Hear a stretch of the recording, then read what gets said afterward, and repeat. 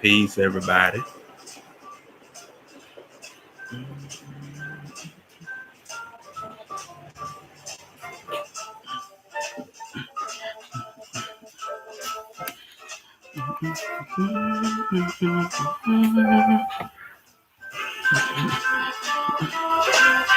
All right.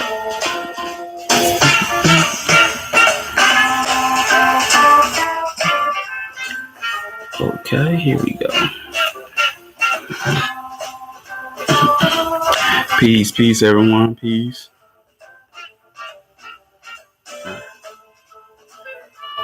How y'all doing out there?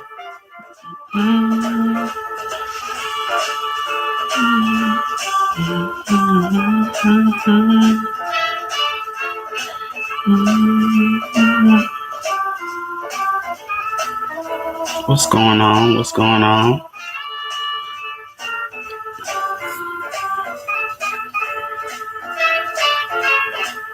Well, all y'all had a great dawning, Hope y'all, will that y'all all command the day and whatnot, you know what I'm talking about?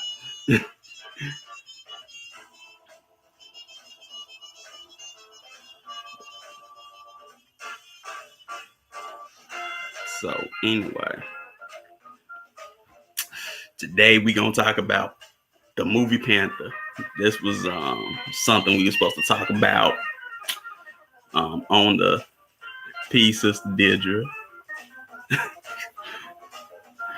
This was something we were supposed to talk about on the Sabbath call, and we didn't, because I was originally supposed to be talking about the movie Red Cliff, right? And that takes a minute, especially with the version of the movie that I have. So I was all psyched and ready to go. But then I thought, we didn't talk about Panther. I know Brother Zach wanted to talk about it, right? I know he was excited to talk about it, and we did talk about it. And like nobody wanted to say that, I guess. And I couldn't say anything pretty much because I was going off of memory. When this movie came out, we had it on bootleg, right? But it wasn't a bad bootleg. It wasn't what happened was my dad got this movie. Well, he had 3 movies. He got GoldenEye, then he had Pulp Fiction, then he had the movie Panther, right? But they weren't in no theater. It was on Laserdisc. So it was a good copy. And I remember he got it for me because I wanted it. He got it for me, and I wanted to see the movie when it came out, but I didn't get a chance to see it when it came out. So he got a bootleg of it, but it was a good bootleg, right? So, I'm just going off of, kiddie memory. So I had to rewatch the movie again. And sometimes, at least with this movie, I don't want to, like write notes or anything. I actually want to watch, the movie, because it's good, and I can quote certain lines, and it got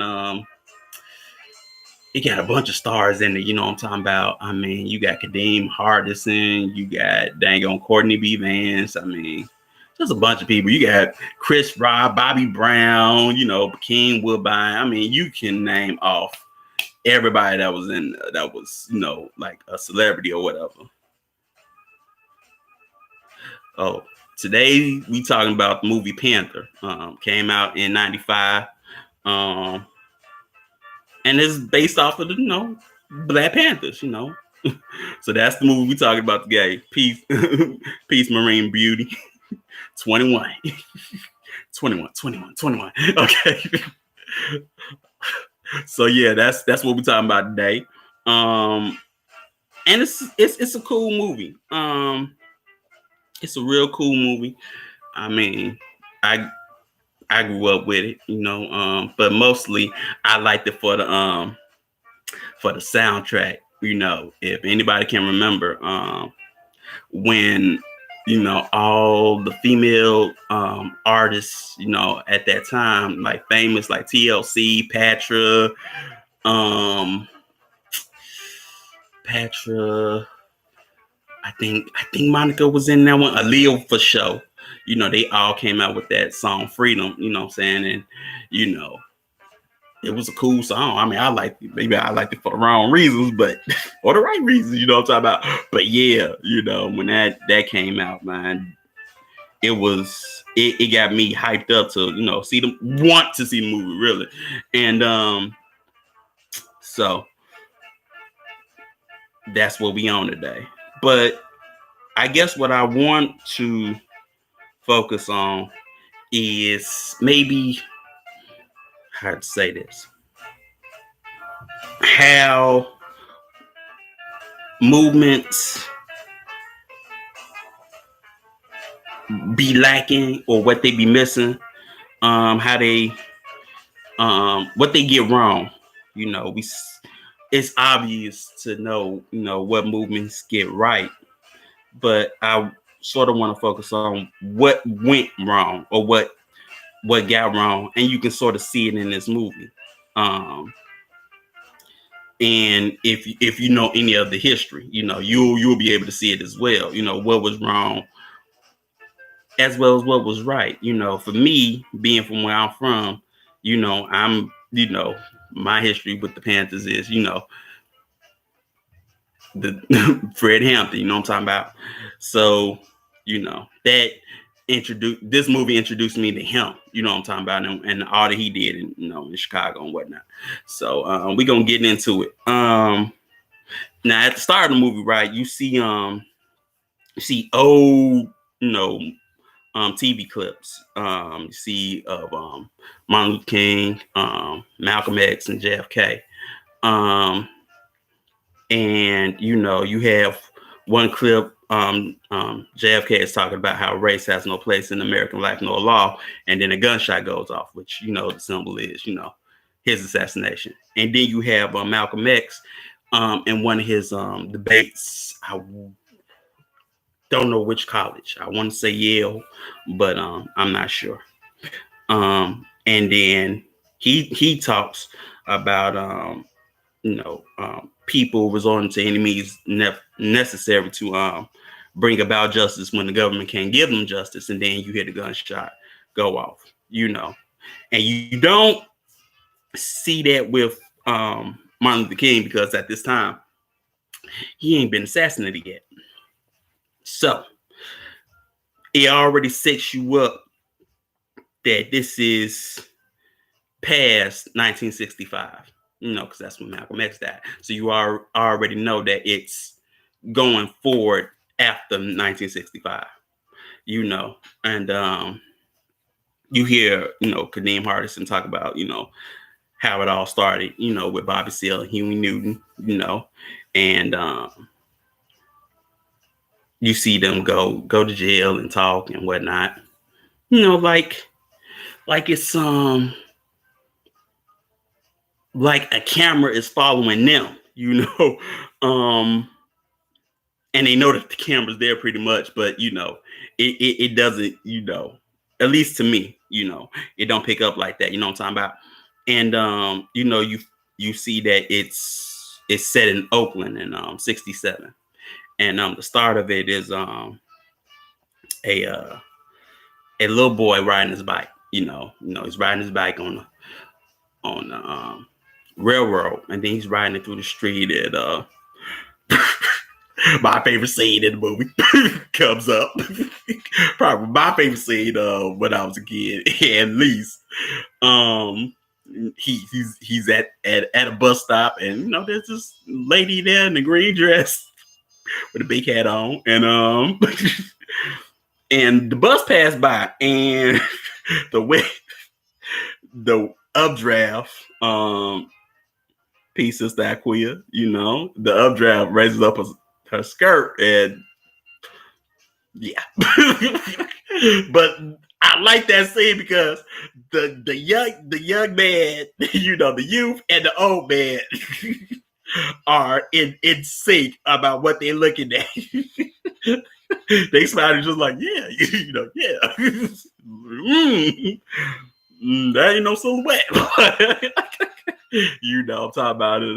That was my favorite line, but also for the line that she says afterwards, she was like, look at you looking, what you're looking at is almost 30 years old, but this head is brand new. That was a line, and he goes on crosses the street and keeps on riding, and he gets to an intersection and he gets hit,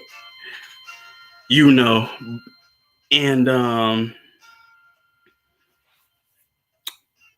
if you look at this at when he gets hit, there's no stoplight and there's no stop signs, even if there's no stop signs, even if there's no stoplight, there should be at least a stoplight, and there isn't one. You know what I'm talking about? And that's weird, at least in the 60s, if you ask me, but that doesn't happen. So he instantly dies, and instantly you see a gang of people, rush the car, but the car drives off. So it's basically a hit and run, before, hit and runs were, I guess, whatever. And you see Kadeem Harmison come outside and he says, for me, the Black Panther Party started in my mom's front yard, and you already see what he has on. He has on the old army greens that they wore in Vietnam. He got the jacket on and whatnot. All them vets that came back from Vietnam used to wear those. And you can already tell, he's a vet, and not only that, he pretty much suffers, you could say, from PTSD, because as he's looking at the kid and the blood, you hear gunshots and helicopters or whatever going on, and you can tell that it's in his head, because that's what he sees, or that's what is in his mind at the time. And so the next scene is, them playing basketball, and you get introduced to Bokeem Woodbine's character, and he says, don't y'all brothers got something better else to do besides play these games? And here comes Chris Rogers, like, I would, but your sister ain't home right now. Give me the and he asked them, another kid got killed, and that's been 3 this year, and people in the community, they gonna march for through the intersection as a peaceful protest. They're gonna do something non-violent. And he says, can y'all help out, by just writing down badge numbers, because the cops gonna be there. And they don't want to do it. You got one brother's like, nah, man, I ain't doing it. One brother's like, some of us don't want to get involved because we are Africa, brother. Mother Africa's the only salvation. And then you hear Bokeem, but let me tell you something, you phony bougie. We ain't in Africa. We in Oakland. And so Kadeem Hardison's character and his judge and his friend Sai, he goes because his mom is at that, and we go from that scene to the next scene where you got a small group of people marching to the intersection, and the cops are already blocking. I would say, oh, you don't know how you missed this movie. Well, I mean, it came out, like I say, it came out in the 90s. I only knew about it because I like I said, I like the song that the women put on, because at that time there was one that that song was one, and then after that, Jason's lyric did another one, but it was just men, and I just remember that. Peace, sister. Shit, what's up with you? So that's how I was on this movie, and so yeah, but they're singing, we shall not be moved, and you see Bokeem Woodbine's character introduce, Bobby Seale and Huey Newton. I will say, you see them stand off, on the corners, near the intersection. They're not in the protest, but they're watching. I think that was that these are guys. So this was a good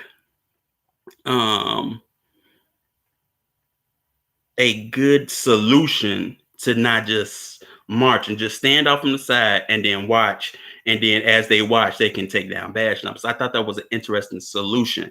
At least it was something productive. Peace, pretty Tony. What's up, brother Antonio? But anyway, and Judge says, I thought you said all the Panthers were going to be here. And he says, what you see is what you get. You know what I'm saying? And then he says, it only takes one grain of sand to move the world. You know what I'm saying? Which, goes back to what Chief always talks about. Like, you don't need a bunch of people to, really have a movement. Even some of your greatest movements, or what you might call movements, didn't have a bunch of people into them. You know what I'm saying? They were not the majority. We can say that. So after that, the police is talking about return to your homes, and then you see them, respond. This was a response, while this march was a reaction. Pay attention to that. I would tell you that the march was a response. The police actions was a reaction. And as you see, I want to say captain or sergeant ushers in the first wave of police. Then he ushers in the second wave of police, and then Bobby Seale tells them to take down badge numbers, and as they trying to take down badge numbers, the cops are covering up their badges, and he said, "Man, cops, can't do that. They can't cover up their badge, but they do it anyway." And then they being, people, the people that were peacefully marching, with billy clubs and whatnot. Mind you, this is California. This ain't Mississippi. This ain't Alabama. This ain't Georgia. This ain't none of the southern states. But this is California. Supposedly a liberal state. But yeah, that's about. And so as the police are carrying out this response, one police officer, policy agent, grabs Judge's mama and is about to beat her over the head with a billy club, and Judge and having that, and he starts, giving that cop the business until he's, hit over the head with a shotgun butt, and the shotgun's knocks him on the ground, and he gets the barrel, and the white cop cocks it, and he basically surrenders. And we go to the jail scene. What I like about the jail scene is you have before I get to that, there was one scene that I like that I want to talk about is when Bobby Hutton is saying, "We the Black Panther Party of self-defense." You know what I'm saying? He's the hip one because he's young, you're a teenager. And they saying, oh, he's 16, but he had to get his mom permission. He's just a kid. That's what Judge said. He's just a kid. He said, well, cops kick the shit out of kids too. And I like that scene because, it shows that you're not too young to join something that affects you or anything like that. And you got to understand, like Chief will tell you, children fight wars. There's some countries where children fight wars younger than 16. You know what I'm saying, and whatnot. So I mean, that just goes to show just because you may think or the state may say he's just a kid. Well, the state might try him as an adult, or the state might um say he has lethal intent, but he's just a kid. You know what I'm saying? What did he know about lethal intent? Says don't you see that in certain instances today? But anyway, we at the jail scene, right? And I like this scene because you got men politicking with other men, and they don't all have the same ideology or the same perspective on the situation. You know what I'm saying? Lil Bobby is like, man, this writing down badge numbers ain't working. The cops, they cover up their badges, and even if we do report it, ain't nobody gonna do nothing. You know what I'm saying? Then you got Bakeem Woodbine's characters like, hey, I know we need to stay disciplined, self-discipline, all, but I ain't joining this motherfucker to get my ass whooped, And then you have Dick Gregory's character, he says we must turn the other cheek, brother. He's the minister, he's the reverend. He says, not everybody even want to hear, right? And he's like, wait. Now, remember that the meek shall inherit the earth. What we need to do is pray for their forgiveness. They'll be like, oh, here we go, this bullshit. They know not what they do. And here comes Huey, be like, excuse me, mister, but they've been doing this for 400 years. I think they know exactly what they're doing. And then, the Reverend asked, why don't they show us any respect? And Huey says, it's because they think they can do anything to us because we're ignorant of the law. If you've been here long enough, you know that the law is love for Allah is wisdom, but we're ignorant of the law. So Huey goes in and talks about, owning guns. You know what I'm saying? And he says if they try to brutalize us or anything like that, they see some disciplined brothers with guns or whatever, they gonna know that the Black Panther Party is basically a force to be reckoned with. And you also have Bobby, saying everything in basically country English for, we just say, the layman to understand. You said the man said we can carry guns. It's legal, And so say, well, y'all want to kill cops? It's like, no, it ain't about killing cops. It's about making a statement, And I think this was one of the things that got wrong. You know what I'm saying? Yeah, it's legal to be a gun owner, but I think that what was wrong was not being committed to the end game. You know what I'm talking about? Yeah, you gonna tote around some guns just to make a statement, but a gun is a weapon. It's a tool to be used, and if you ain't gonna use that tool, look, my daddy used to say that, and he didn't say that with guns, but if you pull out anything, you better be prepared to use it.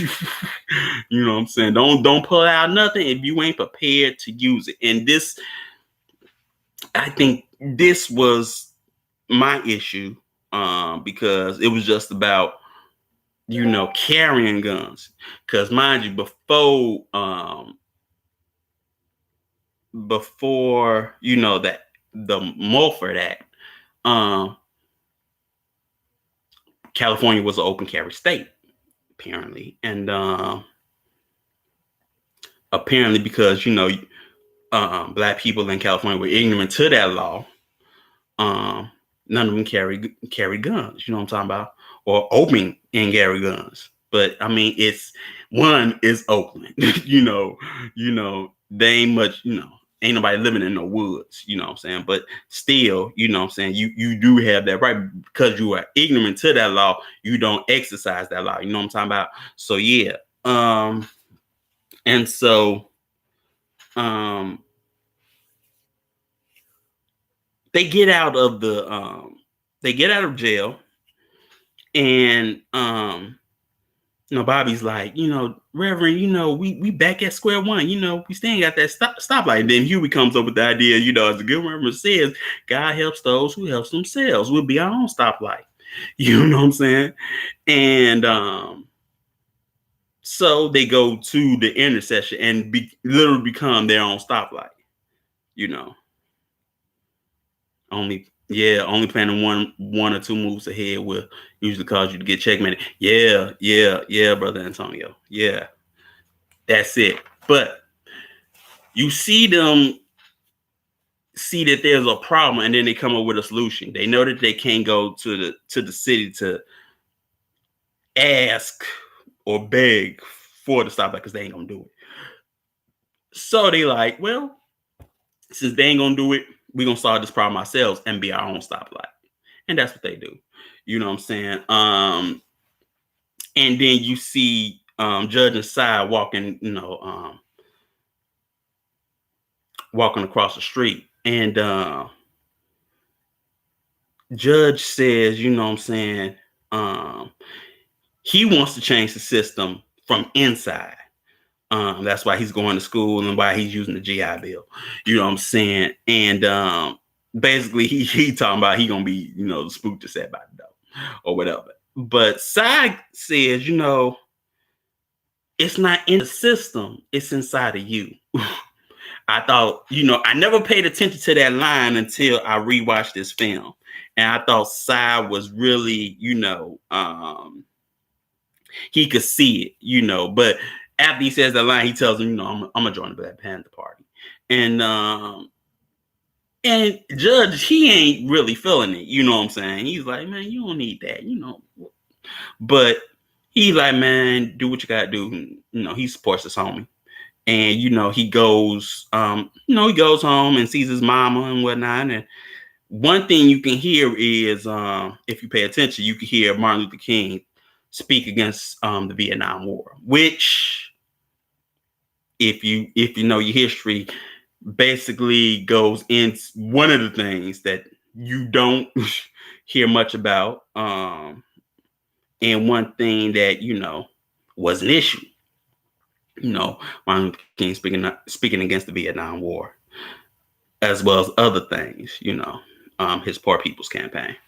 But him and his mama sitting on the steps of her house, and she's watching Huey and them be the human stoplight, and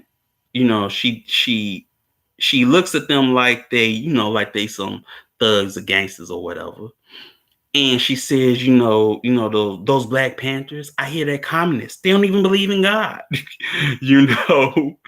And then just says, Mom, Black people have been praying to God for 400 years. Maybe it's time for something different. Which sort of brings you to the next issue, is that with this movement, is that they take the spirituality out of the movement. Because if communists and Marx and all of that, spirituality ain't into it. So when you have a special group like us, you cannot take away the spirituality from a movement. You have to incorporate it. Yes, yeah,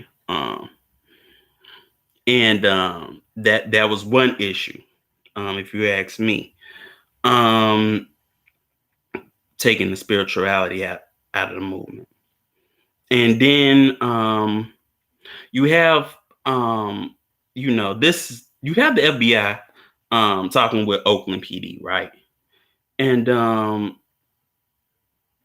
they have, the Black Panthers, even though it's small, it's not large. They have them, they have them on their radar. And one thing that the agent says, or at least he asked, I guess you could say the police chief or whatever of Oakland, is can we make a deal with him?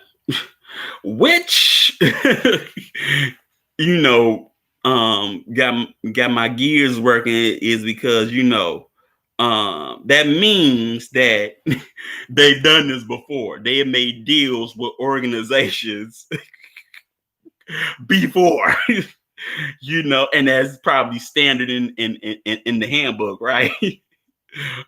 So it just got me thinking, who took deals and who didn't take deals. You know what I'm saying? Who took deals and who didn't take deals. And so that's why you gotta be extra careful, because it's like it's very, I guess you say, devil-like when he says that, can we make a deal with him? It's like the devil saying, well, let's make a deal. Let's make a deal right now. I'm just a simple kid, country boy, but I do work hard for my artists. Here's my card. Y'all gotta know that. Y'all know that movie. Came around the right same time. Anyway, don't ask me to break down that movie. Okay, but yeah, Sister Deidre, yes. My office hours are from. Okay, so next you have a scene where basically how can I say this? You basically have there's two Black Panthers at this time, right? And you sort of see their introduction, but you don't. You know what I'm talking about. But we will talk about that later on down the line. But Bobby got an idea to basically hustle Mile Books, Chairman Mile Books at UC Berkeley. He says, they need guns. You know what I'm talking about? We ain't got no guns, because they want to basically these other Black Panthers from San Francisco. They want them to help them pull security for Sister Betty Shabazz, who's coming to California, but they don't got no guns. So Bobby's like, well, I bought every copy in Chinatown. Now, mind you, this was a red flag to me. How in the hell were you able to get communist books or communist propaganda in the US of A, and the feds ain't raided nobody in Chinatown? That just drew up a red flag, because Red Scare, Cold War. How did you get books? Even if it's quotes from Mao Zedong, who was still alive and running China during this time. How was you able to get these books? But he says go sell them for $1, make 70 cents. No, Bobby in the movie seemed like he had a hustler mentality. You know what I'm talking about? So, they sell them at UC Berkeley, and I found it interesting that they can only pretty much do it there, because at the same time, you know what I'm talking about, it's Berkeley. It's the 60s, liberalism and whatnot. So of course they will buy some, the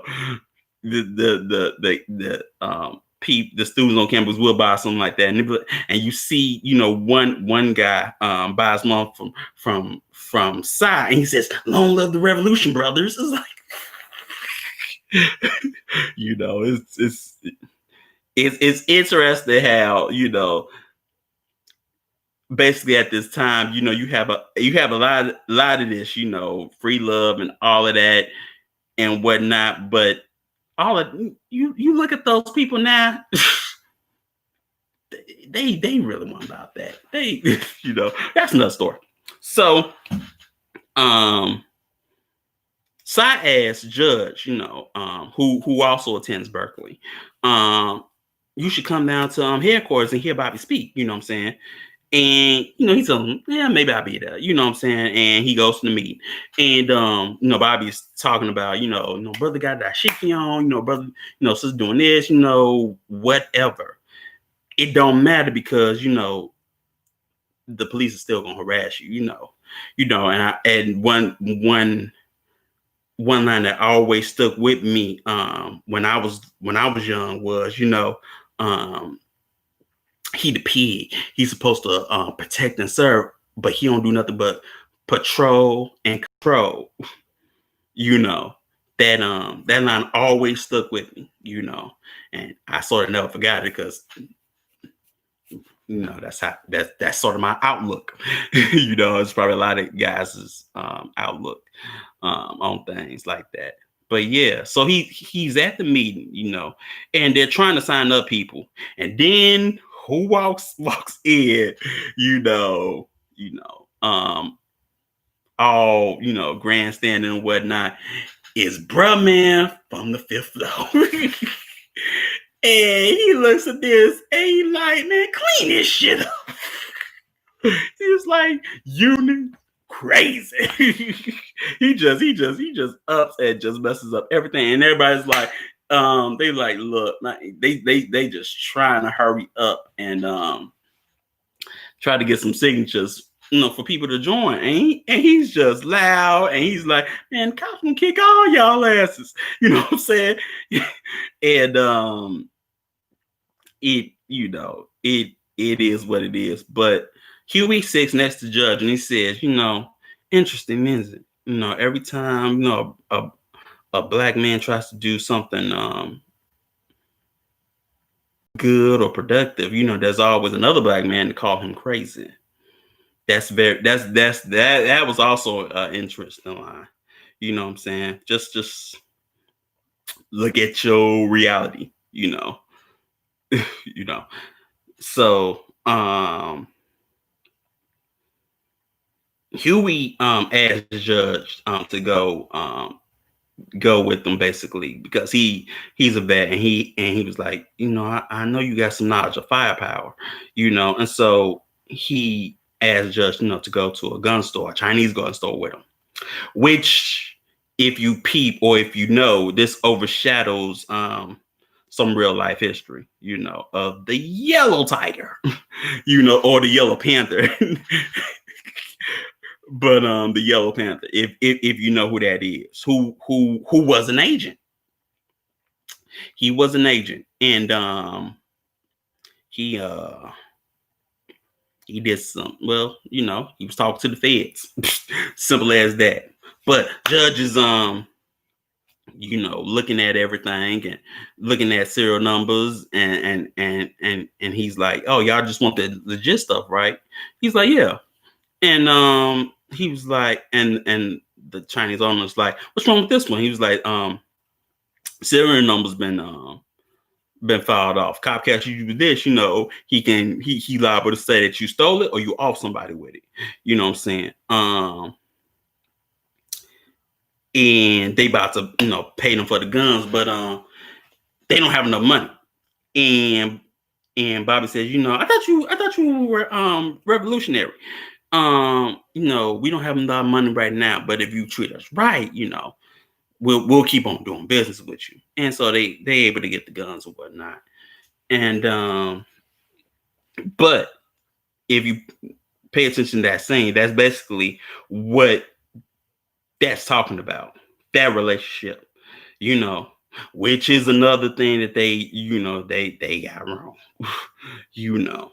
But we, that is what it is. You gotta be careful. But then you see a narration where Kadeem Hardison is talking about the two main challenges that the Panther was facing was ignorance and inertia. You know what I'm saying? Or the big eyes as they called it. You know what I'm talking about? And you see them, handing out food and whatnot, and it's just small. It's in black and white, but it's just small things. But at this time, they are being patrolled by one cop. One cop has been put on this case. But that night, one thing they just ride around in a in a black car. They wearing all black and whatnot, all black everything, and they're talking in the car, and one thing, Lil Bobby says, "Oh, so we policing the police." And Bokeem Woodbine's character says, "Yeah," and the cops don't like that because it's messing up their cut of the drug trade. They don't like that. Which if you know some things that well, that ain't you can go to New York and French Connection. You need I say more? You know what I'm talking about? Hello, don't know that number. Anyway, so like I said, it foreshadows history. Itself. People did. Well, policy agents. They get they cut. You know what I'm saying? How you think you could do some things in certain neighborhoods and get off with it? You got to pay off somebody. So there's a confrontation outside of a club, and the cops are beating up a melanated man for no reason, and then you see Hugh and them get out the car, and now you see only two cops at that time. All of a sudden, there's like five, 6 cops, just like that, which is interesting at the same time. But it's like, how y'all get there that fast? You know what I'm talking about? But you hear Huey recite California state law. You know what I'm saying? And he recites it like it's like it's the Quran. I'm just gonna say it like that. He recites it like it's the Quran, man. He's just on it with the law. And where the cops is like, get these people out of here. He was like, nah, brothers and sisters, because people are coming out the club. He's like, you don't got to go nowhere. The law states if you stand, such feet, you can see a policeman carry out, his duties. And he's citing gun law, just everything. And it's basically a stare down. And so, the cops, leave. But I wanted to pay attention to what the police were carrying. They were carrying nothing but 6 shooters. You know what I'm saying? Which, if it was a gunfight, they would have lost. You know what I'm saying? Let's just be honest. If you just got 6 shooters and them boys got shotguns and whatnot, you about to lose. You about to lose the fight. But it is what it is. And then you have the police and the FBI agent are going down to 10 points of the Black Panthers, and you hear the police chief says, Jesus, they're asking for reparations. You know what I'm saying? I don't need to tell you what's going down right now. What went down today in California? You know what I'm saying? They're asking for reparations.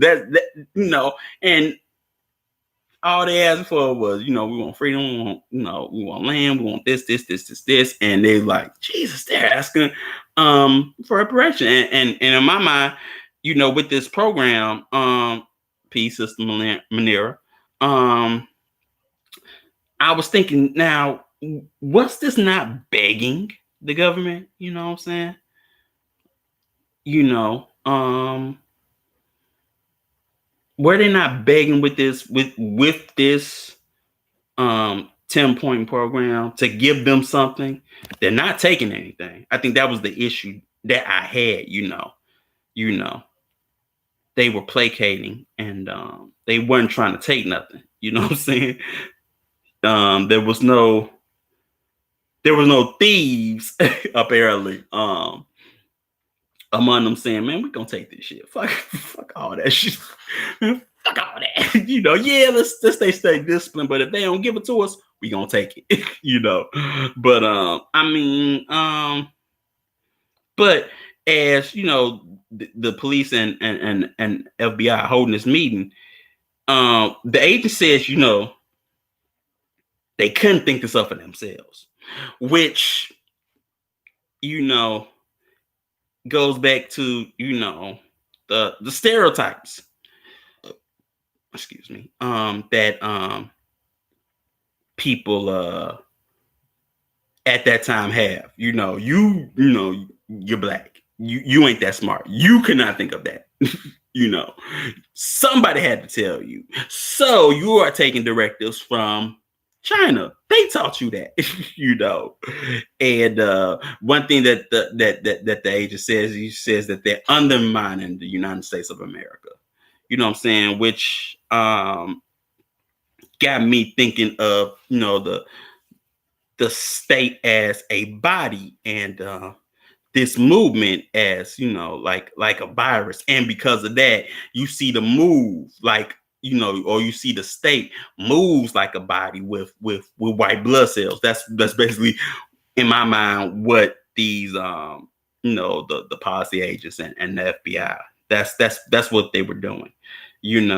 And so we go to the interview process. The next thing that you see all types of people in this interview process, because they behind us like a green background, and you had one, he's like, am I down? I'm down like 4 facts on the truck. See, I Pete Ho, that short for pimp that hoe. And you had one guy who was like, as long as I keep my job and whatnot, and I'm gonna be a Panther. It's like, you had nobody that really, it seemed like nobody was willing to, you had all these different people that really, it wasn't in them, it was on them. But not only that, they didn't want to give up their comfortability, for the sake of the movement or for the sake of the group. You know what I'm saying? You just had different people and whatnot. And so we go to the interview, and you see, the Panthers are escorting Sister Betty, played by Angela Bassett. I'm glad they got her for that scene, even if it was for a small cameo. And the cops show pretty much outside and showing up. And you see the other ones that call themselves Panthers that ain't from Oakland, they hiding their guns and whatnot. They're like, oh, I ain't about to get have these problems and whatnot. They just hiding their guns. And you have another confrontation between basically Huey and the police, because one of the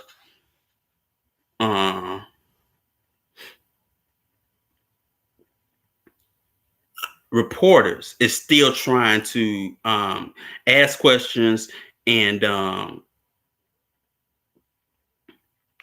basically force his way to Sister Betty, and they like back up, and then he hits Huey, and Huey clocks his ass, you know what I'm saying, and he says, this man assaults me, arrest him, and he's he's telling the cops we ain't broken no laws, you know what I'm saying, but if you want to fight, that's your call, what, and then the reporter's like, aren't you gonna do nothing? He said, asshole, you heard him, they ain't broken no laws. And then they get out of there. And then you see that's when you first see Eldridge Cleaver in the movie. And then you see them, Sister Betty say they riding back to Oakland, and then Judge says, that pump Panther's gun wasn't loaded, and I bet you them other Panthers guns wasn't loaded neither. And then they turn right back around and take their butt to San Francisco.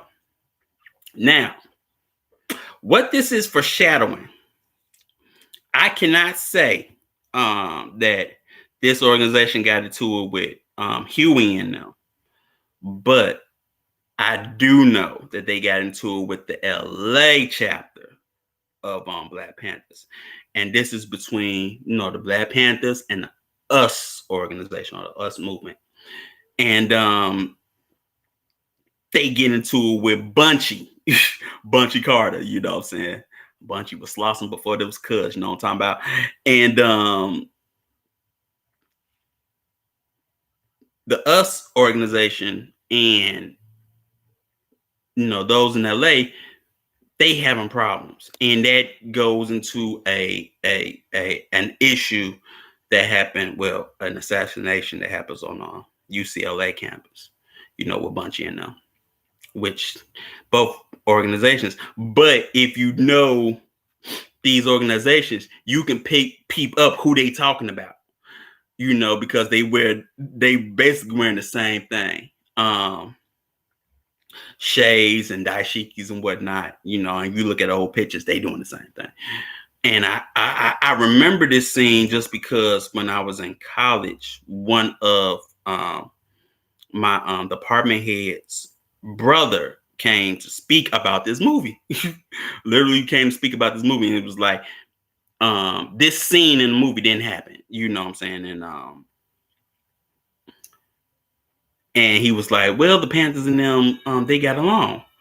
But at the same time, he didn't talk about the confrontation that those in LA had. You know what I'm saying? He didn't talk about that, So, yeah, this is pretty much foreshadowing, you know what I'm talking about? And so, they go to the house, and basically,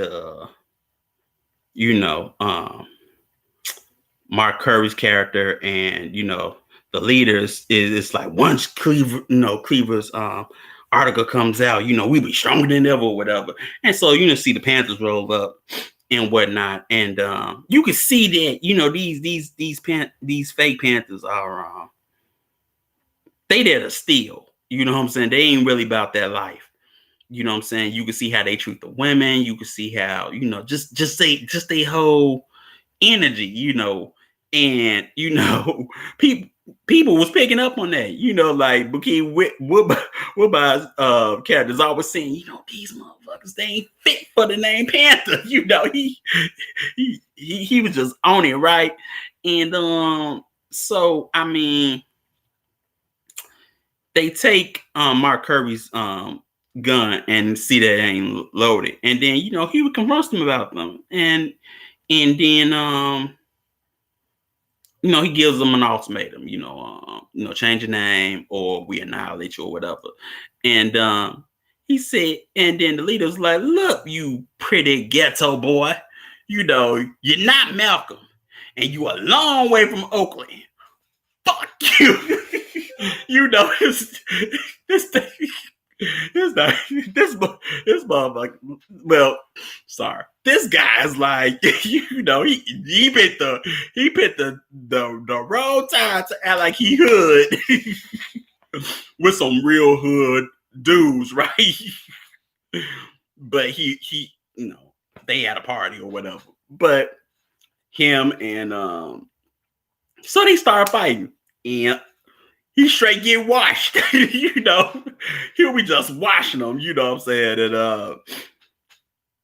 And so he takes the ultimatum of changing their name, because the woman's like, Bakar, tell him you do it. Tell him you do it. He said, okay, but only for the revolution. But after that, people leave. And, they see that, the woman leaves. And then Brother Jamal, he leaves. He's like, man, I ain't with this, You looking at them like, man, y'all soft, And so they go back, they on the rooftop dancing and whatnot. And so as they're on the rooftop dancing, Huey's talking to the judge and was like, the cops gonna ask you to be a spy, you're gonna be our spy too. He was like, you why me? He was like, you fit the profile, brother. You exactly the type of they want, you know what I'm saying? And you see that at this time, the movement is getting momentum. You know what I'm saying? And it's starting to move, and then judges being recruited and whatnot. I think another interesting scene was when the women asked for full-fledged membership. It's like, Alba, I don't think what you don't think. I'm black, ain't I? And she's like, man, forget all that. We want full-fledged membership. She is the mandate, you know what I'm saying? And, Bob's like, my beautiful black sister, as long as you're down with the 10-point program, sign on up. You're one of the wishes with them. And so after that, Judge is being recruited by the same cop that was watching them earlier. And one thing that the cop is talking about, my parents were immigrants and they pulled themselves up by their bootstraps. We, ain't nothing much difference from us. It's like, and you believe that? Yeah, I wouldn't be a cop if I didn't, you know what I'm saying? And he's giving him incentives for being an informant, you know what I'm saying? And he tries to hold his mom getting locked up or whatever over his head or whatever. And I mean, it is what it is. But he was like, there's a little something for you, like, come here, we give you a few crumbs, little money, because you're black, you're poor, you be on the form, we give you a little money, So we go to April 1st, 1967, Richmond, California, and a black man is killed in Richmond. And you see, he's in the alley running from the cops, and he's like, officer, I didn't do anything. And he has his hands up, and they still, still get shot. And so there's a police inquiry, and at the funeral, basically the Panthers show up, and you see the mother of the young guy saying, my boy didn't do anything. Can somebody do something? And he said, yes, ma'am, we can do something. And so you see them march to the basically protest at the police department, and then say that this was an armed shooting. They're telling the people that this is an armed shooting, and where he got shot at, and they're stipulating basically, what the police say and what the coroner is saying. You know what I'm saying? They saying that, brother the brother went through, an alley with broken glass, but if you looked at his shoes, um, they were clean. And then the police report said that he got shot 3 times, but the coroner's report said that he got shot 6 times. And 2 of those shots were in his armpits. That means that he had his hands up. And so they talked to, basically, I guess, the police chief in Richmond, and they asked for an investigation, and he's saying, basically, talk with the state legislator and get the hell out of my office. That's basically what it's saying. And then um, you have, the Panthers going to the state assembly in Sacramento, May 2nd, 67. In this scene, you see that the governor, Ronald Reagan, who was just governor of California at that time, he's outside talking with little kids and whatnot. But the Panthers are there to basically say that they are against the Mulford Act, which is basically outlawing open carry. You know what I'm saying? And so they take a wrong turn because they're supposed to go, to the balcony, but they end up going to the floor, and scaring, Senate representatives and whatnot, and they Bobby pretty much gets a lot of stuff for that, for taking that wrong turn. And then you see a scene where Hoover is talking about outside education. Outside agitation, from communists, like I said, from China or even Russia, you know what I'm saying? And then you have a COINTELPRO memo on this situation. And so you get a more in-depth intro to Eldridge Cleaver, who's now the Minister of Information.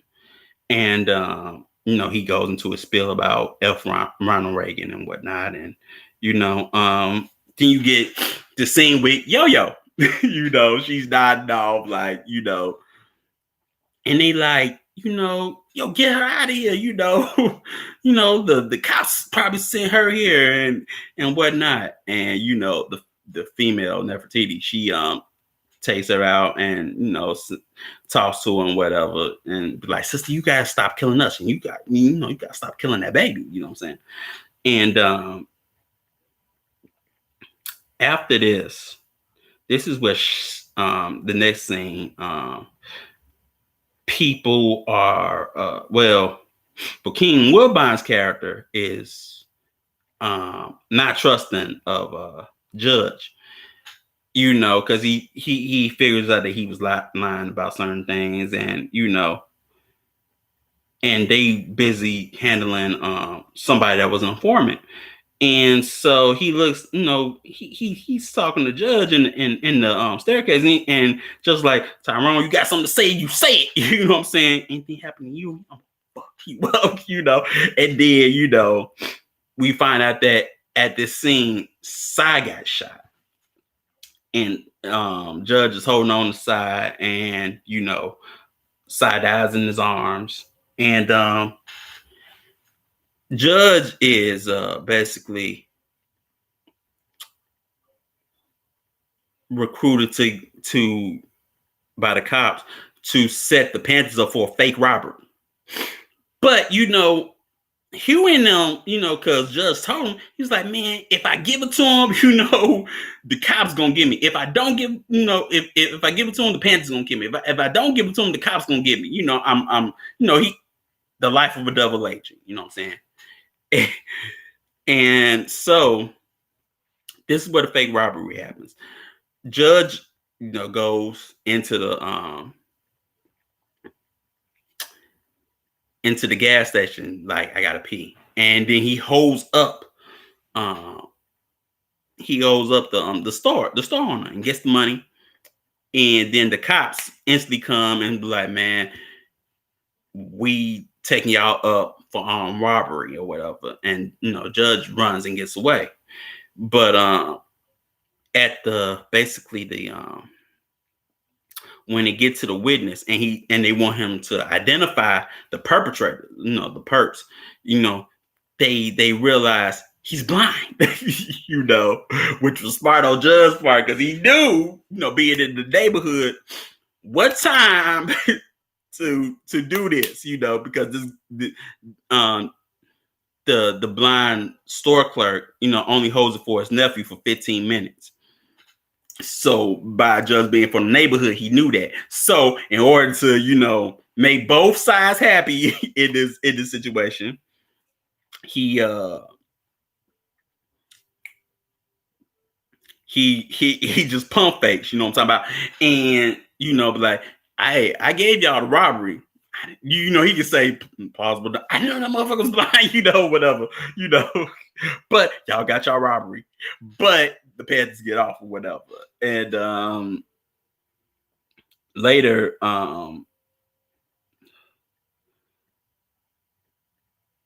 Judge talks to Rose, which is Bobby Brown's character, and he tells him, it was Sabu to kill Sai.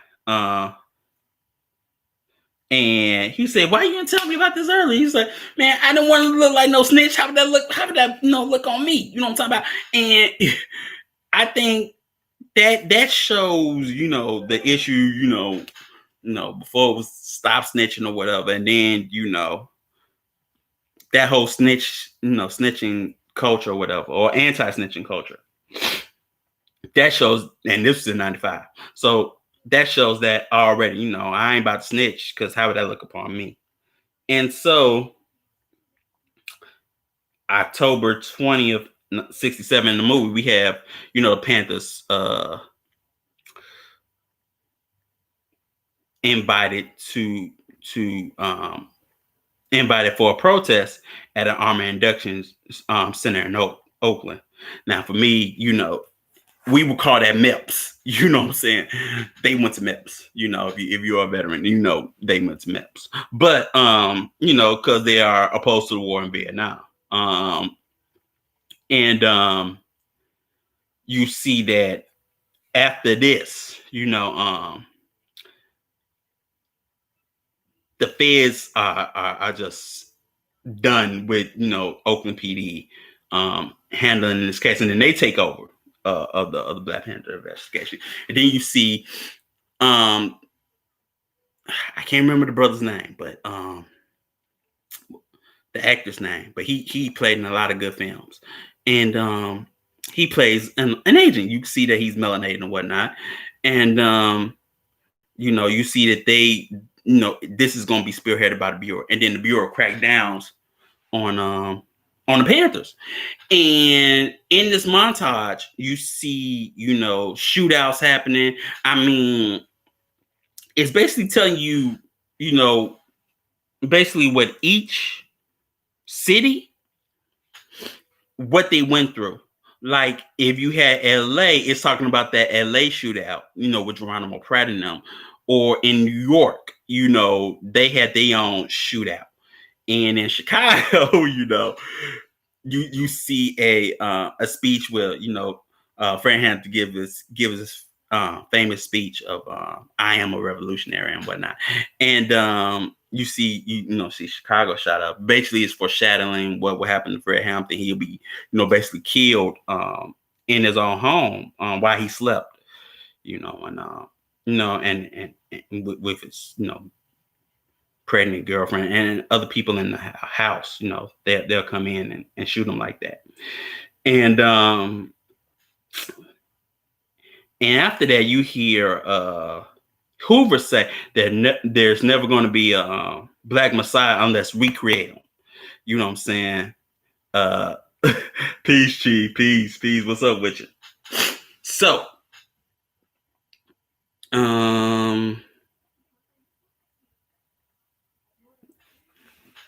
which was interesting.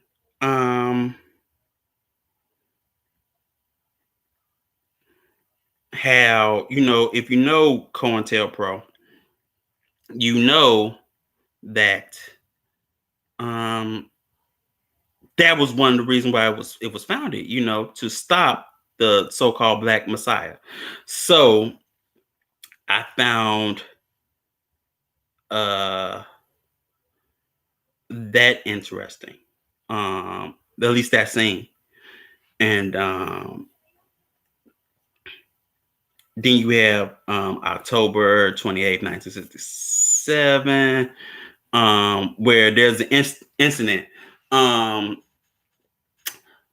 Lorenz Tate's little brother plays in this, right? And he's talking to basically, he's getting harassed by cops. And he's just saying five, five, five. You know what I'm saying? And at night, they're riding around, and he's riding around with Huey, and he's like, and I'm saying five, like the Fifth Amendment, you know what I'm saying? And they keep on harassing me and whatnot. And he's just telling him the story, you know what I'm saying? And then they end up getting stopped by the police. Huey gives them license and registration, and basically he was told to step out of the car, and then he was recites, the law. He recites the laws, and the cop said, you get your ass out the car, you know what I'm saying? And he takes Huey and whatnot, and Huey asks him, under arrest, and he goes off with the cop near the police vehicle, while the other police officer is staying with the passenger. And so all of a sudden you see confrontation with Huey and the police, and then you see basically the policeman gets shot, the other policeman shoots at Huey, and then Huey shoots back, and then Huey gets shot. And so Huey's taken to the hospital, and then you see Huey is getting beat at, while he's basically trying to get help from doctors. The cops come in and they start beating him, and then you see basically a picture of being taken by journalists, of this, and so also you also see a memo talking about phase one is insufficient, and that the Bureau has to intensify what they're doing,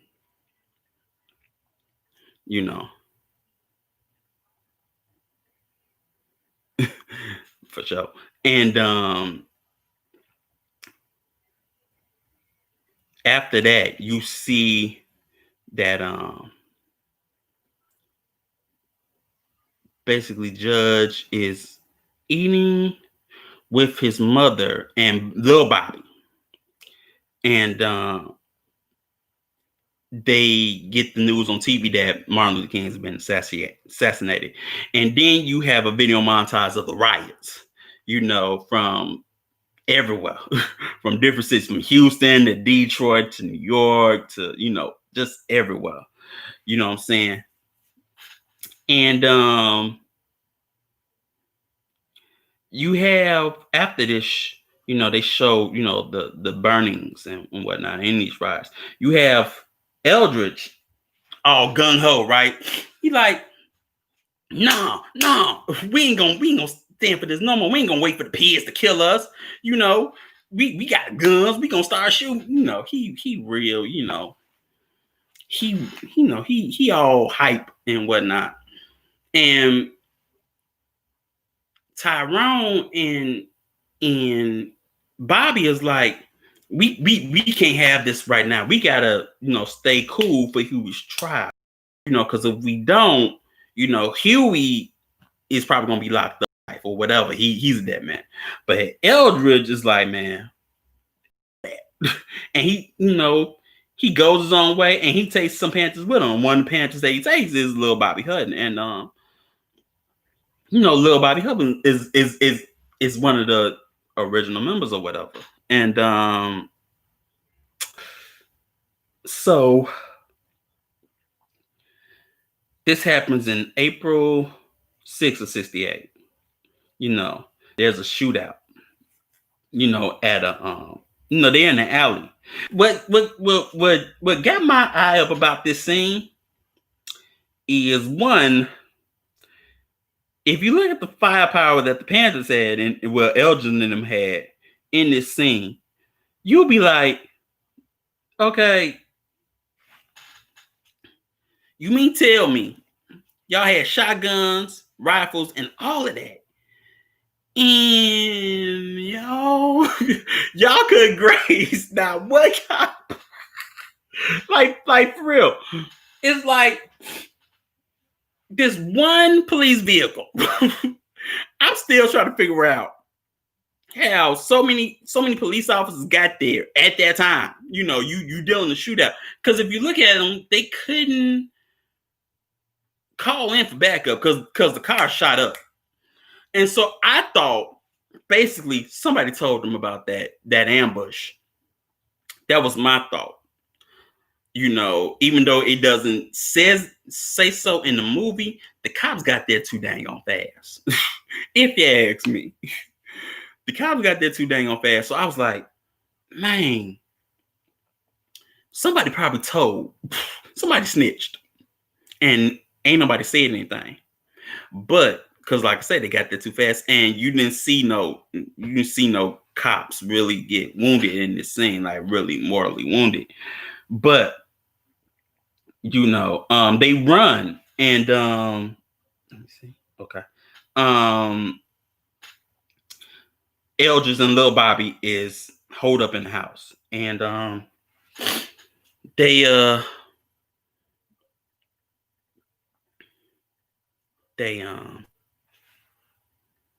house gets shot up, right?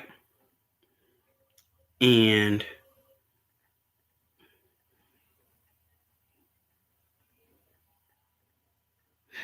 see, for the film, they made an ambush. That wasn't how it popped off. Exactly. See, exactly, Chief. I knew so. I'm like, this don't sound. I don't know how it really popped off. I never really researched that like that. At least that part. But in the movie, they hold up in the house, and the house is being shot up, and then it's sprinkled with tear gas, and Eldridge tells Bobby to take his clothes off. Eldridge takes his clothes off. It's only like Lil Bobby does, and as they were in the car together, and cars pulled up to the side of the car and started to bust shots into the. Okay, now that's what really happened. Basically a drive-by before a drive-by. They were just, it was a police drive-by. If you ask me, you pull up to the side and pop, pop, pop, But in the movie, Lil Bobby is killed. Because he gets shots in the back, but when the cops pushing him and then just start shooting him, and then they all start shooting up his body. And then say he was going for this. He was going for this little gun that wasn't his. And like I say, it seemed like, somebody snitched in that scene. But, after this, Eldridge disappears. Bobby is still trying to raise money for Hugh's trial or whatever. And so the feds are like, we're going to basically take turn the heat up. And this is when basically they proposition a mob to flood the ghetto with heroin, and they have this meeting on the boat, as you see, about doing that. And then you hear the mob guy talks about it. He's like, man, we've been trying to get y'all to do this for a minute, and so after that, but the agent is like, we have to contain this. It can strictly not go beyond the borders. He's very adamant about that. And then you have Mario Van Peebles, who plays Stokely Carmichael, give the basically what I like to call the I declare war speech, where he says Huey is a prisoner of war, you know what I'm saying, and whatnot. And then out, inside you have an agent, the FBI agent, the Illinois FBI agent talking to a common Black police officer. And he's like, them brothers really do good for the community. And he's like, man, there's only one good, that's common good. And for us to basically, survive, we must integrate fully. Basically, it sounds like some people will march for, but so same talk. But I be, hey, what do I know? But that's what he says. There's only one good, and that's the common good. You know what I'm saying? And we are a minority, and majority rules. Basically standing up for the state. And we have Huey's trial. And because of the passenger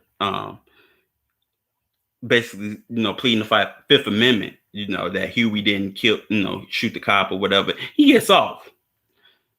Apparently, it seems like they did go out that night looking to retaliate against the police for their brutality. But Oakland police popped out first, as they typically did. Yeah, Chief, I can believe that.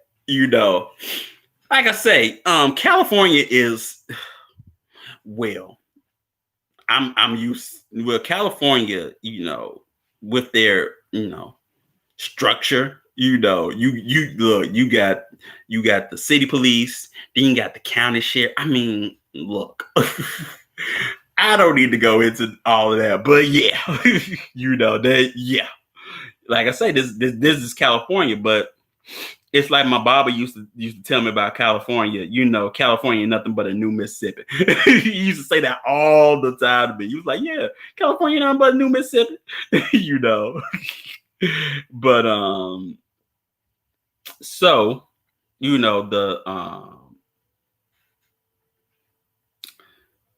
the plan to basically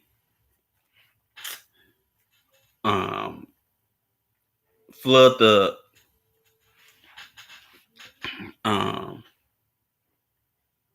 basically to flood the ghetto with heroin and whatnot is a go. And so Bremer, the cop, goes to judge and was like, man, the Panthers are dead. Y'all just don't know it. And saying, go on, get out of here. I ain't doing this shit. And so the FBI, calls headquarters, and they call Panther headquarters, and Tyrone answered the phone, and he's like, man, and they dropped Judge's name. It was like, hey, you want to know who's been helping us? His name is Judge. So Judge, after he goes to Huey, who's still locked up, and tells him that that feds, the government are going to flood, the ghetto with dope. And he was like, man, we liable than that. No, not a local thing. It's on a whole another level. And then so he goes back to HQ and looks for Bobby. And then, but Tyrone just straight up just hits him. And it was like, man, you know, you a pig, or whatever. You an informant. And so they wrestling for guns and whatnot. But Alma gets the gun, and Judge is like, Alma, you better kill me. You better kill me right now. He was like, why? He was like, I'm telling you that that they about to fill the community with dope. You know what I'm saying? And they like, well, what if he's peace, brother Charles, man. You've been on my mind for a minute, man. Good to see you. But um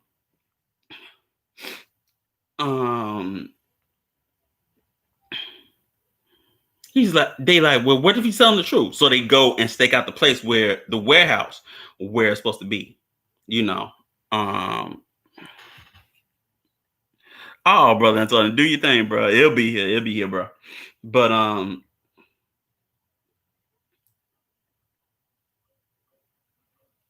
they look and they see that Sabu is there. You know, he's in the warehouse. And so, you know, they go to basically burn up the warehouse, you know. And a shootout ensues, and Tyrone gets shot multiple times. But Judge, you know, is basically about to shoot Sabu, but Sabu's like, hey, he don't remember him, right? Like, hey, Panther Man, you know, but what you need, baby? What you need? I got the cocaine, got the heroin, you know what I'm talking about? You know, the Panthers are over, baby. Today is a new day, you know. And then just shoots him, and you know, Sabu's dead. And you know, Tyrone,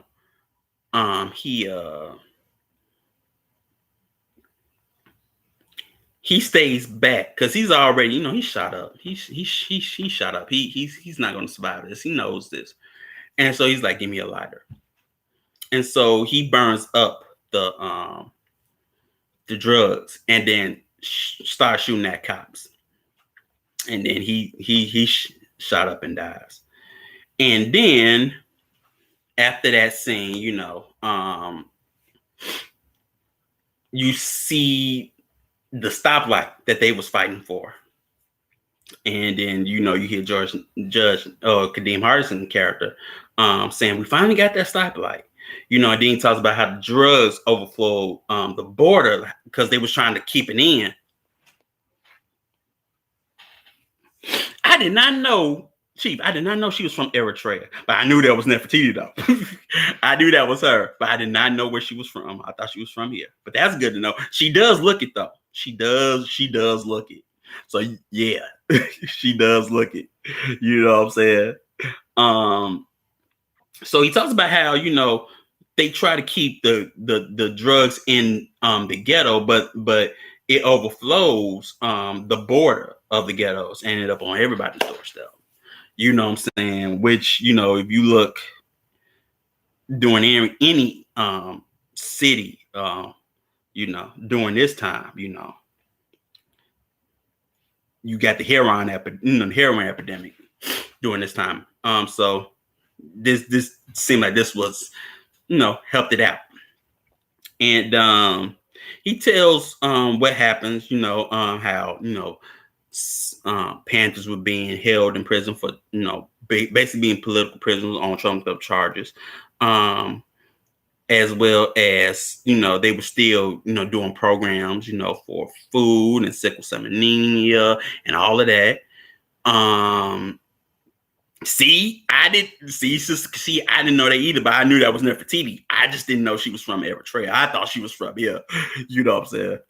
And he tells you that Huey is killed in '89 at a drug deal. And then Bobby teaches and lectures, but he lives in Pennsylvania. I do know that Bobby Seale did run for mayor of Oakland. I do know that. And then he goes on to say in 1970 there were 300,000 addicts, and today, which is at this time, it was 95, so there was 3 million. Um, yeah, she was old. Well, I never heard of her until after this movie came out. So in '95, there was 3 million, and then he says, "Where I see it, the struggle continues." You know what I'm saying? And that's the movie. Like I say, it was a good movie, but it just seems like, if you ask me, the movie only portrayed from 67 to 68. And it seemed like, man, they only had a span of a year. That's what you're telling me? When it seems like it, if you look at the real history, it seems like it lasted longer than that. But you can't, what you're trying to tell me, it lasted just for a year, just from 67 to, that didn't make no sense. And I think that, like I said, there was a lot of things that they got wrong. But like I was telling you about the Yellow Panther, if you look, there's a picture and you gonna see him. You literally gonna see him. Look, now if it ain't him, it look just like him. But he in there, that agent is in there. You know what I'm talking about. But I mean, it's yeah, it's based on the true story in the beginning. Yeah, it's based on the true story, but at the same time, it's like, at least get your facts straight. I'm at least get the facts straight. You know what I'm saying? I know it's based on a true story, but if you look at some some good historical films, you know what I'm saying? Did you cover the part where he took the gun from the other Panthers? Yeah, I did. And yes, Chief, I did. See, and I told them that I couldn't. I told them that I didn't know if that really happened in Oakland, but I do know that happened with Bunchy and them. And I do, because I remember you talking about, that said person out, and I want to say, yeah, and and they had an issue, they grassed up Bunchy. I'm gonna just say like that. But yeah, well, I wasn't gonna name drop, but yeah, it was him. It was him, and it was Karanga, and yeah, he was into it with Bunchy Carter in them. You know what I'm saying? And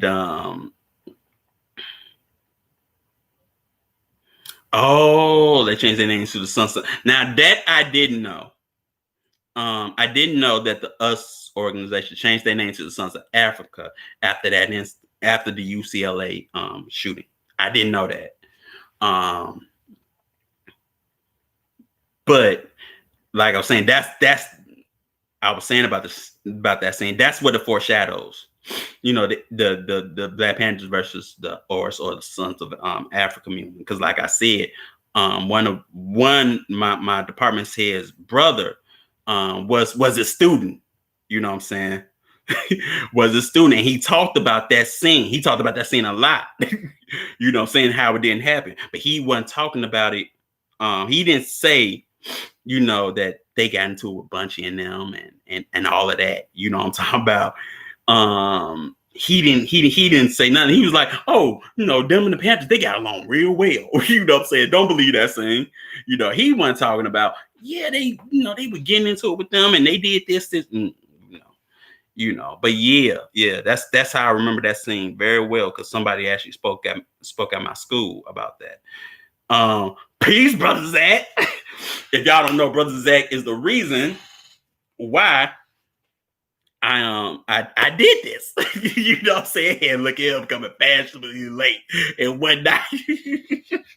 but he was the reason, because I know he was excited to talk about this. And look at I'm looking out for him, Yeah, they did at first. Then they both were infiltrated by agent provocateurs. Yeah, that's one thing that I learned as well. It was the provocateurs that got them to beefing. You know what I'm talking about, and all them issues. Oh, nobody told me nothing. I put it in the group. I put it in the group chat. You know what I'm talking about? And not only that, brother Zach, I put your name in it. You know what I'm saying? So you could see it if you get notifications on your phone. You know what I'm talking about? So I can make sure you was here. But yeah, yeah, that was an interesting scene, and a foreshadow. Um, yes, we do, Chief. It's just I like to have a quiet space, you know, when doing these and whatnot. But other than that, this movie was like I say, it was good. It made me think about during this time you had a lot of good directors, good black directors with good movies. You know, brother gave me a 5-minute warning. I ain't give you no 5. Oh, so now was 5 minutes. Okay, okay.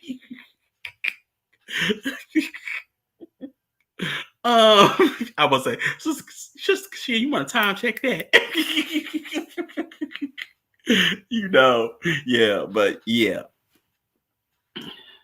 but other than that, um, what else that we can uncover in depth? Um,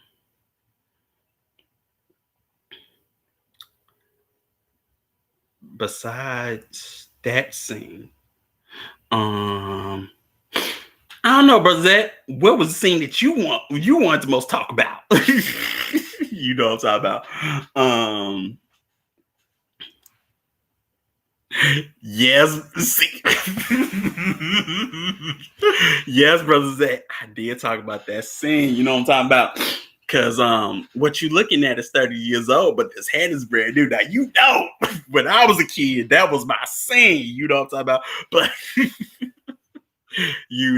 I mean, and they played Bernadette, but yeah, people are searching for, you know, but yeah, that scene,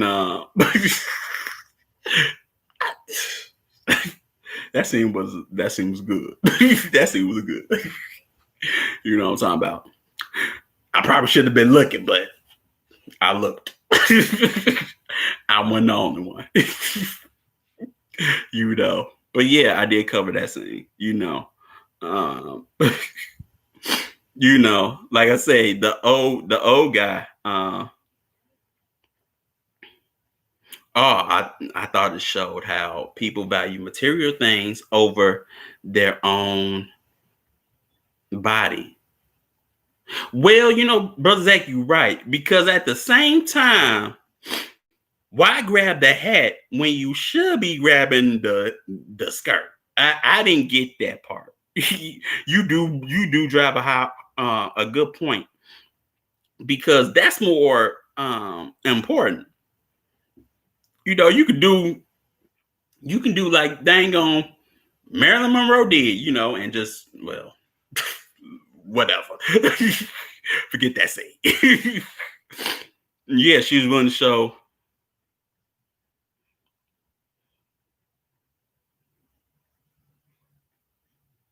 Yeah. Yeah, she was willing. Yeah, then letting that head go. Yep. Yeah, she was willing to show off them thighs and. But yeah, if you see the aftermath of all of this, everybody went to jail or got strung out. Shoot, I mean, besides Bobby, it seems like there was no, I guess, who in this movement was, I guess, pure of heart besides Bobby, or maybe little Bobby. You know what I'm saying? But besides the kid, and I want to say Bobby, the old man. You know what I'm saying? Um, who besides those two really had the pure of heart to really carry on the plan, even if everything that the police or the FBI or the state did to the movement. It's like basically what John Henry Clark was, Dr. John Henry Clark was trying to, you know, hit home with all the time. Bury the man, continue the plan. You know what I'm saying?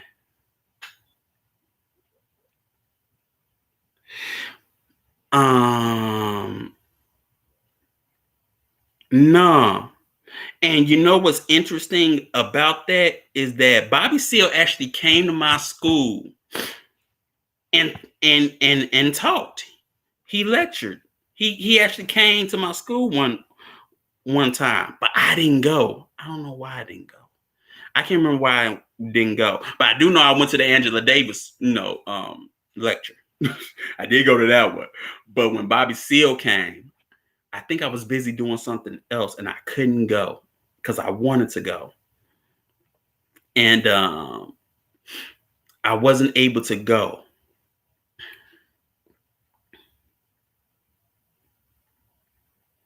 Yeah, there were people that's notable. Danny Glover work. I did not know Danny Glover worked in the Berkeley office. Then of course there's Marion Barry. Yeah, that one. But I did not know Danny Glover. I did not know that. I really did not know that. But that's interesting. That is very interesting. But yeah, um, Bobby seemed more directed and kept his mind on the vision and less emotional, like what was exhibited in some of the other roles. I would I would say that because he was cool headed. You know what I'm saying? He was cool headed through the whole movie. When it came to this, you know what I'm saying?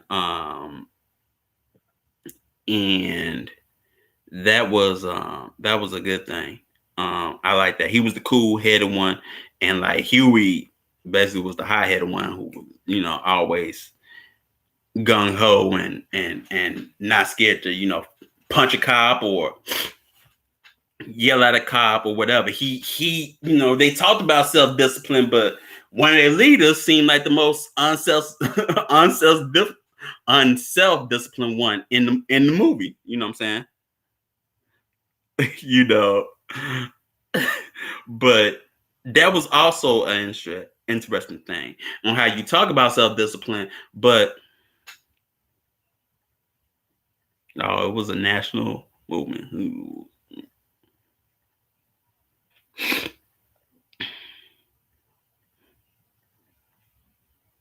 Yeah, I would say that too, because after, like I say, after when the Black Power movement came around, then you have the feminist movement, and then need I say more? That's all you say. Is like, but I sometimes like to, basically ask the question, why Cali? You know what I'm saying? Why was Cali such a good breeding ground for this movement? You know what I'm saying? You know what I'm saying? You know, that's always, what was so special about California that this place can actually gain momentum and then basically be, the spearhead for a national movement. You know what I'm saying? And that always, what is it about California and this, and the people there? You know what I'm saying?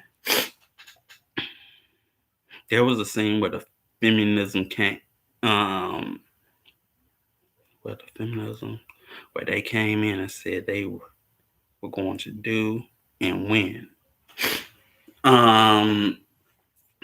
If you talking about the scene, with Alma and them, can you? Well, dang on song did play in the background, and you know what? I did get those feminist vibes from that scene. Yeah, I did cover it, but you can say that. Like I said, I got the vibes, but then I was like, maybe they just won't, really full-fledged membership because they didn't want to be like the other movement where they didn't have that. All Chase was doing was give me some libation. Just being slaves, being servants. I don't know. That's what it looked like. Whereas they wanted, they want to do something. They want to actually participate.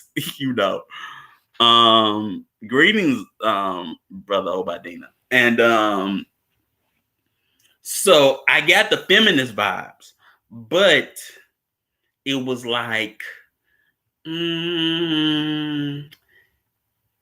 it from a pure place or is it just that? I was wrestling with that, actually. And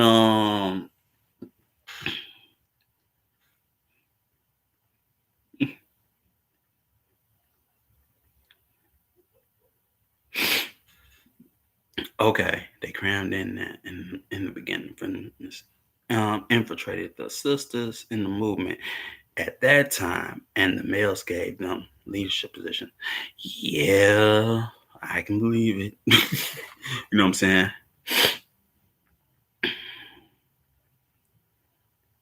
Yeah, yeah. It's amazing how this program. It seemed like this 10 points. Nobody really embodied it. They just um they just wanted to basically be a part of something, you know what I'm saying? But they really didn't believe in it. Like you see that, like, sort of in the beginning when they had that bar scene, you know what I'm saying, or that club scene, and then you see afterwards, one of the guys is talking to his friend or whatever, and he was like, "Man, these guys in black, these brothers with guns came out, what I'm talking about, and they would, this guy was spitting all law and shit, and they got this 10-point program and whatnot, and they didn't give the pig shit, he's real emotional about it, you know what I'm saying." Oh, as far as in 64, you have to start in Louisiana. The Panthers had more. You know what, Chief? When you talk about the digs for me being me living in Louisiana, the people basically that the people that raised like my second grandparents, my second set of grandparents, when I was a kid, they actually came from Bogalusa, Louisiana. And like I dated a girl and her mama was from Bogalusa, and they would talk, and I remember when, those that were still alive, the Diggers of the Fence came and was going to talk at our school at that time, and they were really excited about that, because they were from Bogalusa. They was from Louisiana. They was from South Louisiana, and they knew that history. You know what I'm talking about? And yeah, I think people sleep on the deacons for self-defense. You know what I'm saying? Shoot, I say the same thing about the Baton Rouge bus boycott. Nobody knows about that. You know what I'm saying? It don't get no notoriety. You know what I'm saying? Nobody talks about that. But yeah, the Deacons for self-defense, they don't get no notoriety like the Panthers did. Maybe because I would say the Panthers probably look more cooler. You know what I'm saying? They had black berets, whatnot, and they just had shades on. They looked cool, you know what I'm saying? They looked like they was hip, you know what I'm saying? Yeah. Yes, they did. They were vets, you know. They had they had probably the same beginnings. I think only thing is probably the infiltration. or probably the membership. Whereas, to me, the Deacons had more, it was more the guys in the community, that they knew. Whereas, with the Panthers, it was just, people that, yeah, they were small and they didn't look as cool. Had other which was really what they were about more than the military. Yeah, they were more about the food and the sickle cell and whatnot. Which were good programs, but I mean, that's why I see, that the militarism in this movie seemed a bit off because nobody was really willing to go the extra. Nobody was willing to bleed. Nobody was willing to bleed and take that long road. Nobody was willing to die. You know what I'm saying? What's the point of being militarized if you are not willing to give that sacrifice? Even in your armed forces, you have that. You know what I'm saying? Yeah, the Deacons was confronting the KKK, so that's not. Ain't nobody gonna talk about that. But that solved no problem in the South. You know what I'm saying? Them boys, they were actually having some issues. But I mean, in that situation, you're not only fighting, an organization, you're also fighting the hidden hand of, the Southern, basically, you're fighting police. They just ain't gonna say it, but they members. If you in the South, you a member. So you're fighting more than one organization. You know what I'm saying? And yeah, all the cops were transported from the South, but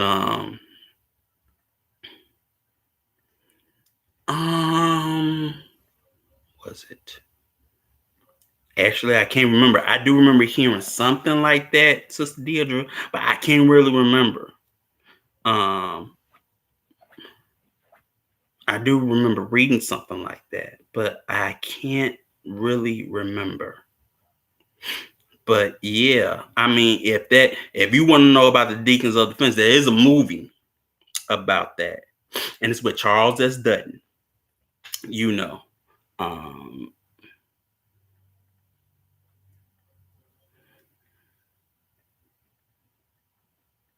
Yeah, they did.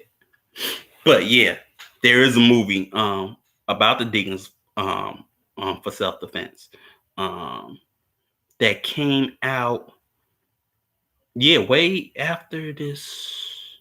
It wasn't really known because it was like a TV movie, if you would say. It wasn't like a motion picture. It was like a TV movie. I seen it once, and it was cool. But yeah, it's a movement that got less notoriety, and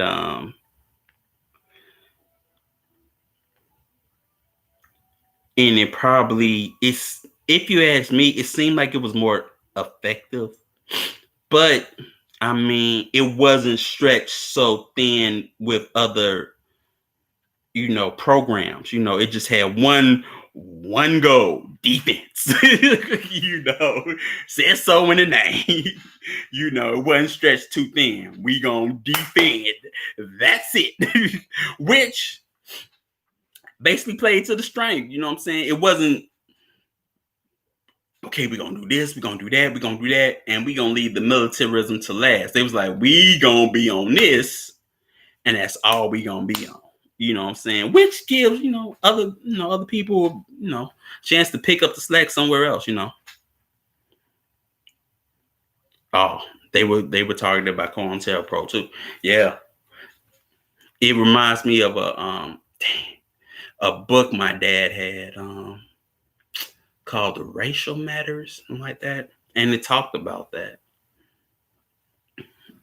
So yeah, I mean, if you were doing anything that was basically subversive to the state, they gonna look at you like Shoot, they even had papers on Martin Luther King's granddaddy because he gave a speech, something like that. Um, and the feds basically had had an eye on him, apparently, whatever. But yeah, man, shoot, they probably had papers on the littles just cause being in the Garvey movement, and this is during um the the beginning of the FBI. So I can believe that, what I'm saying. Shoot, they had shoot, you know, they had agents, infiltrate the UNIA. So yeah, and I like how the movie shows. Yeah, it was racial matters. Yeah, that's it by Ken O'Reilly. Yeah, he had that book, and self-sufficient seemed to be the culture, like coconut revolution. What you say? Some of the biggest takeaways one can get, and on the flip, what should be done away with? Well, I would say I don't think it was like the coconut revolution, and the reason why I say that is because they were still outsourcing. Um, in a way, they outsourced their ideology because they got their ideology apparently, at least in the movie, from communism. And like I said, the Chinese people that they were messing with were agents. I'm talking about, they were feds. But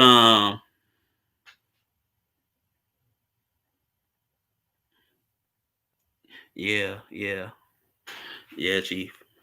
I grew up with that book. I used to always look through it at times, when I was a kid, because it was in my parents' room. So I had to, look at it for a bit and then put it back, But I would say what you take away from this is don't spread yourself too thin.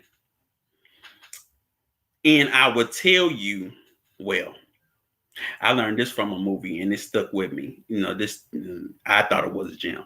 But if you ever saw the Cherokee Kid with Sinbad in them, there's a scene where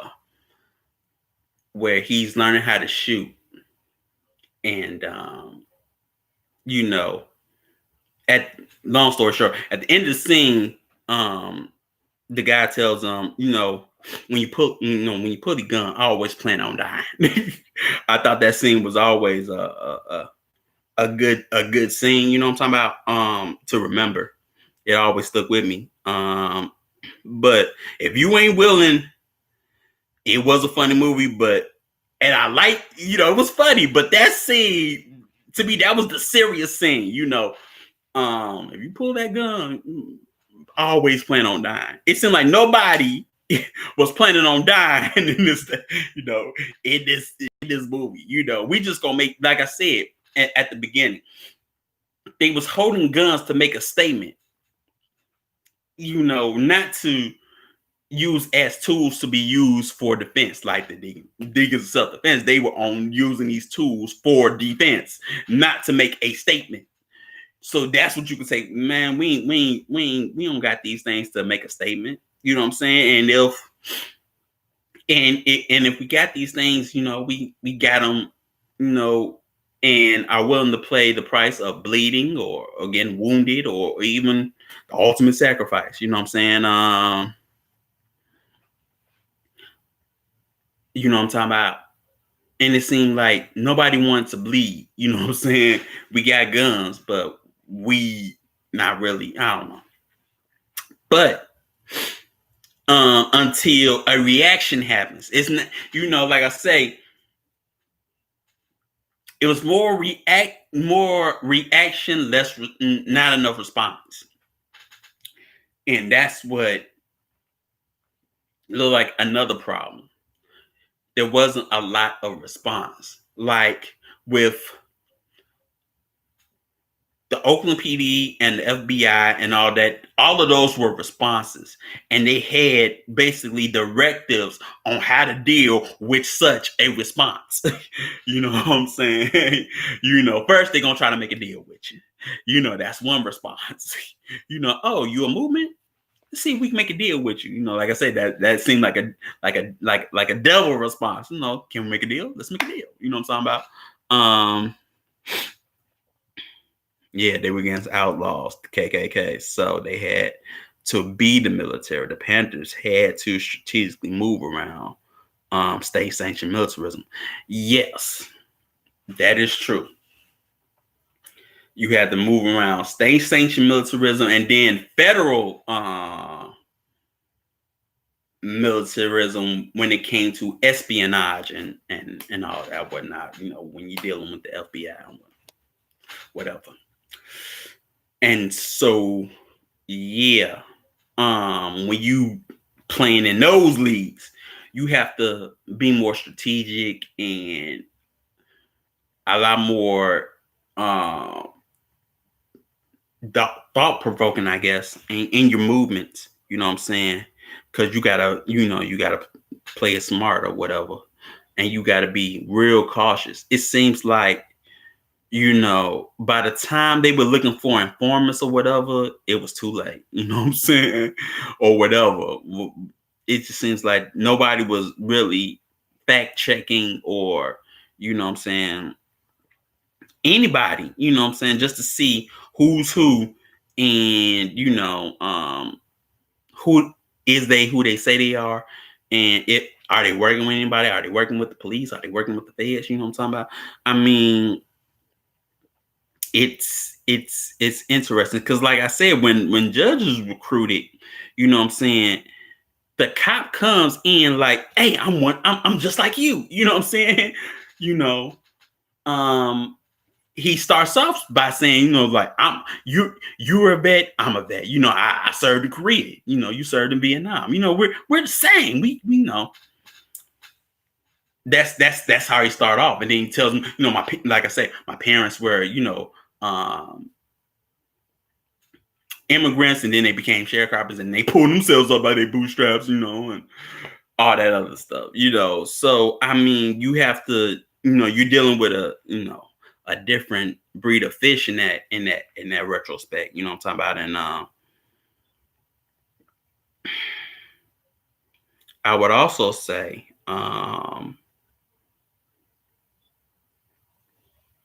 what you take from it is, like I said, they took the spirituality out, whereas with us, you have to keep spirituality in.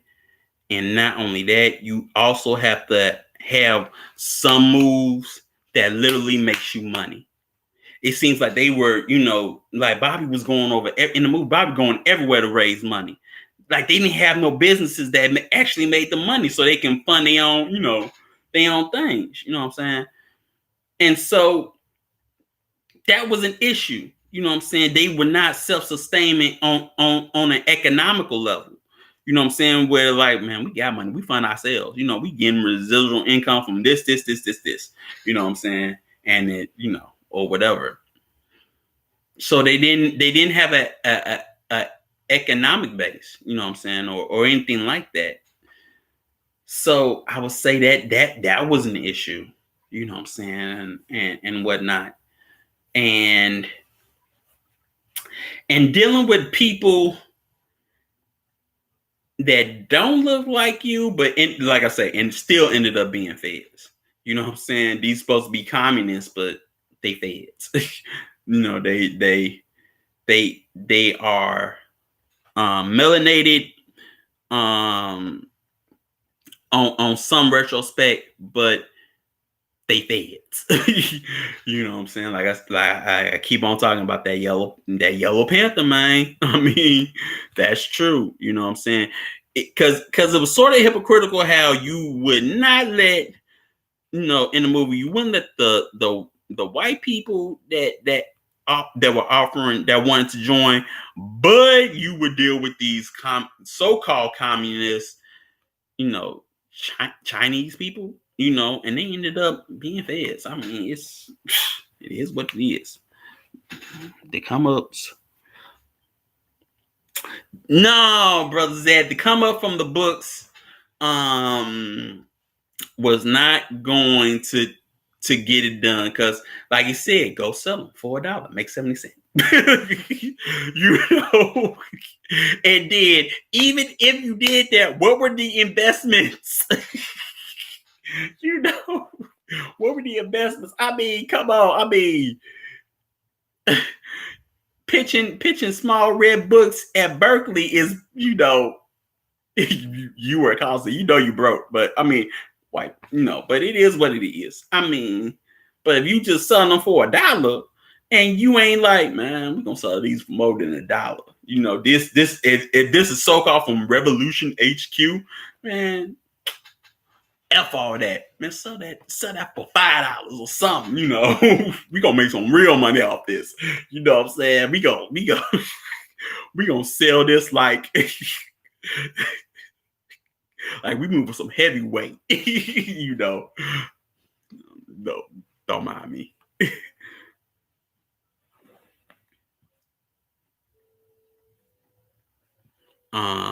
Yeah, they actually tried to publish their own books for funding. After that, they could have probably taken some cues from the Nation of Islam.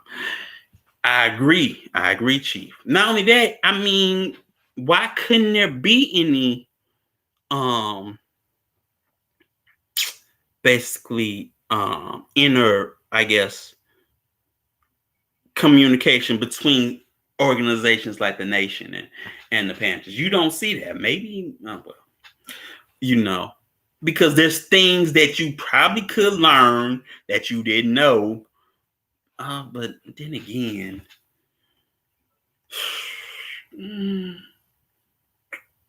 this is, well, he's still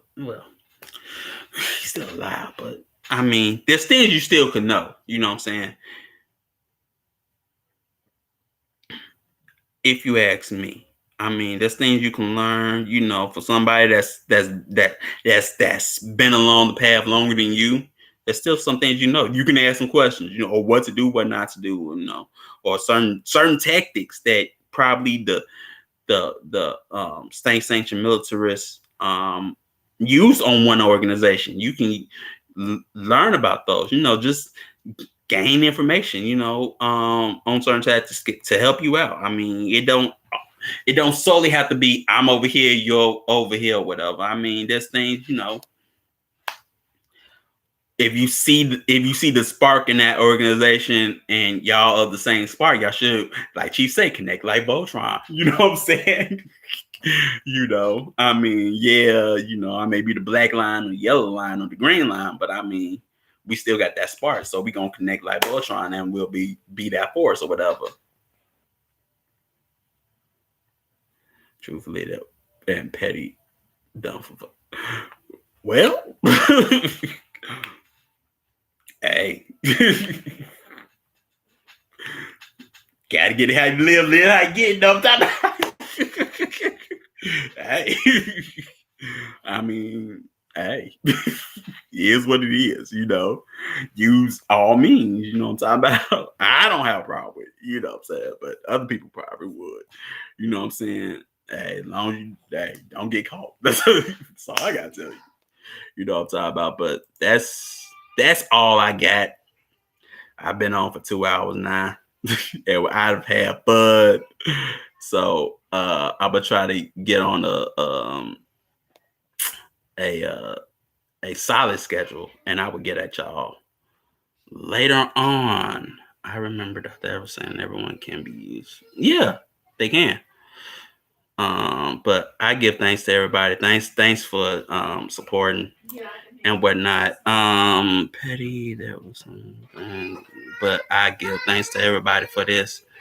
And so I will talk to y'all later. And next movie will be Red Cliff. It's pretty much already done. So we're going to start with the first part. Then we're going to start off with the second part. And then we own it. So give thanks. Oh, brother Zach, stop. Look, we talked about what you wanted to, man. But thanks, Chief. I appreciate, you know what I'm saying? I get yeah, for sure, for sure. But I give thanks to everybody. And look, I will see y'all on the next Sabbath call. And shoot, like the impossible is happening, man. And keep going with it, you know what I'm talking about? And command the day, man. Command the day. Command the day every day. Get that shmoney. You know what I'm talking about? Get that shmoney. You know what I'm saying? Chief. It's Red Cliff is so deep. That's all I gotta say. Red Cliff is deep. We can go. I love the whole thing. But anyway, I'm gonna get on out of here. But peace, everybody, and give thanks.